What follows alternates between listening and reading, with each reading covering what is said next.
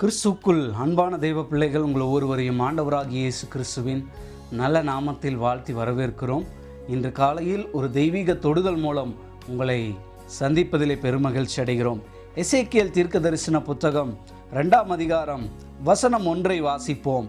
அவர் என்னை நோக்கி, மனுபுத்திரனே, உன் காலூன்றி நில், உன்னுடனே பேசுவேன் என்றார். அன்பு தேவ பிள்ளைகளே, இந்த எசேக்கியேல் தீர்க்கதரிசி ஒரு மகிமையான தீர்க்கதரிசி, ஒரு அற்புதமான தீர்க்கதரிசி. ஆனால் இந்த எசேக்கியேல் தீர்க்கதரிசியை பார்த்து ஆண்டவர் கிட்டத்தட்ட 94 இடங்களிலே இந்த எசேக்கியேல் தீர்க்கதரிசன புத்தகத்திலே மனுபுத்திரனே, மனுபுத்திரனே, மனுபுத்திரனே என்று ஆண்டவர் அவனை பார்த்து கூப்பிட்டார்.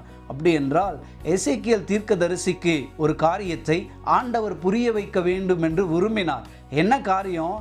எசேக்கியேல் தீர்க்கதரிசியே, நீ ஒரு பெரிய தீர்க்கதரிசியாக இருக்கலாம், மகிமையான தரிசனத்தை பார்த்தவனாக இருக்கலாம், மேன்மையானவனாக இருக்கலாம், ஆனாலும் நீ மண்ணான மனுஷன்ப்பா.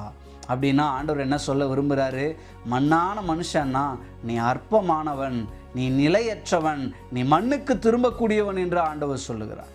அப்படி என்றால் நம்முடைய வாழ்க்கையில் நான் ஒரு மண்ணான மனுஷன் அப்படின்ற அந்த நினைவு எப்போது நமக்குள்ளே இருக்க வேண்டும்.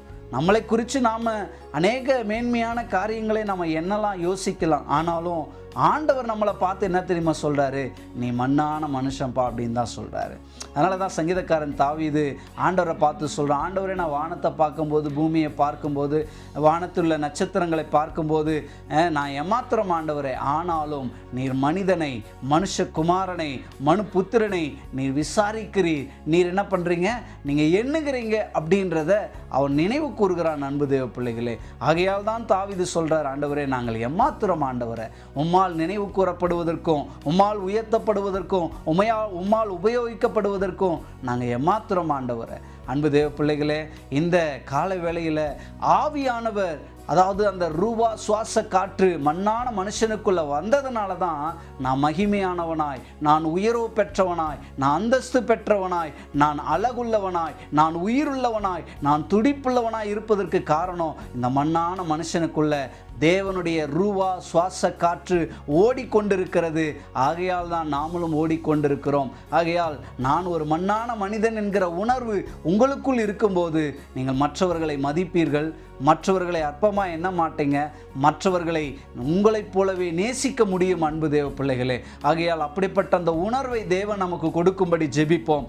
அன்பின் பரலோக பிதாவே, இந்த கால வேளையில் ஆண்டவரே, நாங்கள் மண்ணான மனிதர்கள் தான், அற்பமான மனிதர்கள் தான், நீர் நினைப்பதற்கும் நீர் விசாரிப்பதற்கும் நாங்கள் ஒன்றும் இல்லாதவர்கள் தான், ஆனாலும் நீர் எங்களை நேசித்தீர் ஆண்டவரே, உம்முடைய ஜீவ சுவாசத்தை எங்களுக்குள் ஊதினீர் ஆண்டவரே.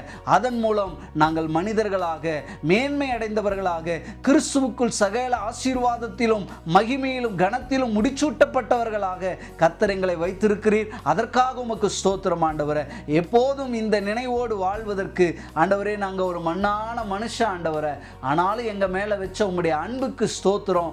தொடர்ந்து நாங்கள் மண்ணானவர்களாக இந்த பூமிக்குரியிலே இருக்கிறோம், ஆனாலும் விண்ணுக்குரியவர்கள் என்பதை மறந்திடாமல் வாழ எங்கள் ஒவ்வொருவருக்கும் நீங்கள் கிருபை தர வேண்டுமாக ஜெபிக்கிறோம். இதை பார்த்து கொண்டிருக்கிற ஒவ்வொருவரையும் ஆசீர்வதித்து வழி நடத்தும் இரட்சகர் இயேசுவின் நல்ல நாமத்தில் வேண்டிக் கொள்கிறோம் பிதாவே. ஆமேன், ஆமேன். கர்த்தர் நம்ம எல்லாரையும் ஆசீர்வதிப்பாராக.